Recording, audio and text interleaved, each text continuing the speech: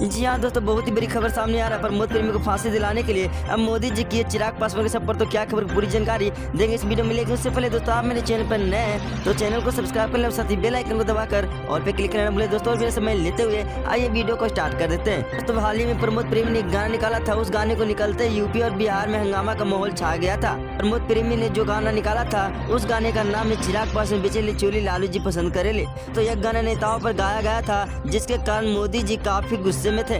मोदी जी तो यह भी कहा है प्रमोद प्रेमी जो गाना निकाला है, जिसको लेकर यूपी और बिहार में लोग आपस में ही झगड़ रहे हैं, इसलिए इसे माफी नहीं देनी चाहिए। दोस्तों, प्रमोद प्रेमी ने जो नेताओं पर असली गाना गाया था उसे लेकर मोदी जी फांसी दिलाने के लिए कोर्ट पहुंचने वाले हैं। अब दोस्तों, प्रमोद प्रेमी अपनी फांसी की सजा कम कराने के लिए पवन सिंह से गुहार लगा रहे हैं। क्या पवन सिंह बचा पाएंगे प्रमोद प्रेमी को या नहीं? तब तक के लिए बने रहे हमारे इस चैनल पे पल पल की खबर जानने के लिए।